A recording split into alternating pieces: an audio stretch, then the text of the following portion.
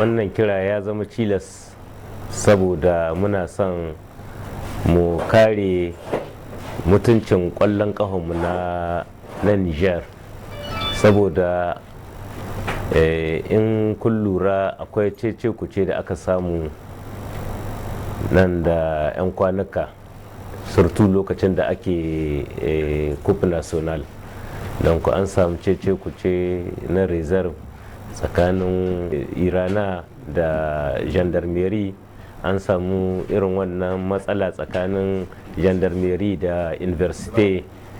An samu matsala tsakanin gendarmerie hayyau da renaissance bisa wani juyar da aka canza mu shekaru. To wannan abu bai kai mu ko ina illa ya mai da kwallon mu baya, kuma tsarin sistem ɗinmu na lisans zai ɓaci. Yau an sa wannan da wani shekaru, gobe an sa da wani shekaru. To shine muka je ya mai muka yi shawara ta comité directeur, donc le président de ligue da les membres du bureau exécutif na Fenifoot aka zanna suka gaya mu tsarin da aka ɗoka. Muka yi na'am da tsarin da aka ɗoka, kamar ana son a yi wankin babban bargo, sistem ɗin nan ana son a yi asenir ɗin shi, yanda dai nan gaba duk wani koke wanda in ya zo ba za a samun karbuwa ba. Kuma wannan matsala sun danganta ta gare mu wakilan kulob, saboda matsalolin daga nan. Yau juyar ya zo sai gaya maka karya, ba ka bincike, sai ka mai takarda ka amshi takardun shi, a lorke yana da wasu takardu can babu a yi bincike ba. To kai da ka sani na farko kaga an canza mashi, maimakon ka kare wannan dan kwallo saboda ya hito daga wajenka, sai ka tona mashi asiri. To dangance da irin wannan abubuwan ne za mu kawo goyon baya 100% zuwa ga decision din da Fenifoot ta ɗauka don a gyara tsarin kwallon kafa na ƙasar Niger gaba ɗaya. Assalamu alaikum. Déclaration de l'association régionale de football de Maradi suite à la divulgation d'informations personnelles des joueurs par certains dirigeants véreux des clubs de football de notre pays.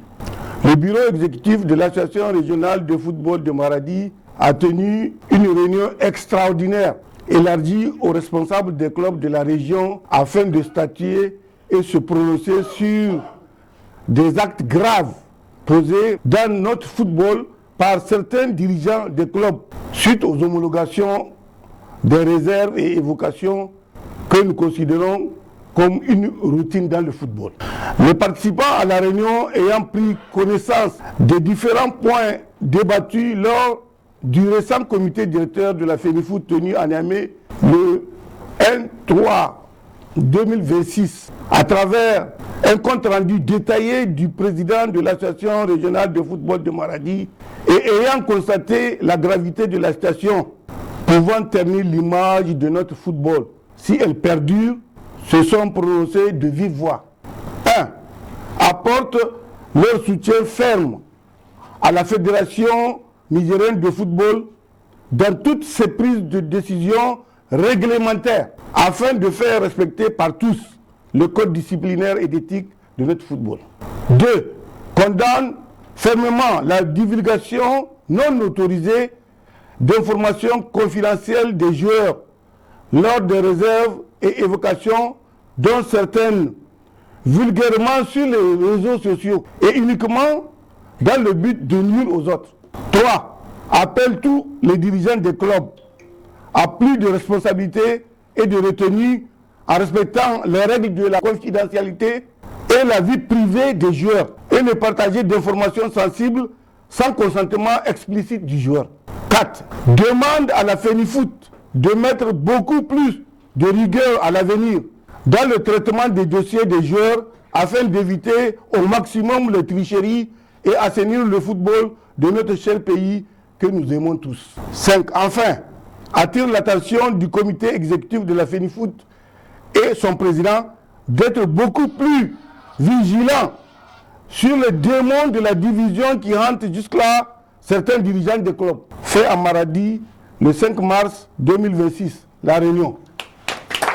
Bisa wannan declaration da muka yi, wannan abu ne wanda saboda Allah zai kawo mutuncin tahiyar kwallon kafa, saboda mu responsable na club har in muna tuna mu 'yan balo asiri sai an waye sahiya ma mu rasa 'yan balo, saboda ka tuna mana asiri wani da ya sai ce kai wannan dan tunan asiri ne ba ni zuwa wajen shi, kun ga babu daɗi. Ko kuma yaro ya ci gaba ya kai inda ya kamata a ce ya ci riba abu sai a bigike shi a maido shi ƙasa, kun ga wannan ba jin daɗinmu ba ne. Yaran nan ɗiyanmu ne, ƙannanmu ne, jikokinmu ne, ya kamata mu yi tattalinsu kuma mu riƙe da wannan inda muna son ci gaba. Duk ƙwallo ɗan ƙwallon da ya zo a ɗauki takardun shi na gaskiya, a yi mashi lisansu bisa takardun shi na gaskiya. Rage shekaru bai kawo ci gaban ɗan ƙwallo, saboda ka ya ɗau wurin da bai dace ba, ka ɗau gurbin da ba naka ba, kaga haka nan ba daidai ba ne. Kana dattijo ka tsaya dattijonka, kana yaro ka taho yaronka, shine zai kawo mu canji bisa tahiyar ƙwallon mu. Duk in kuka ga ci baya to wannan abubuwan da muke yi shine ke kawo mu ci baya, wannan kuma ba daidai ba ne. Dan Allah da Annabi mu riƙe wannan, mu sa shi ga kai, mu yi unwani da shi, insha Allah za mu ci riba abin. Allah ya taimaka, mun gode kwarai.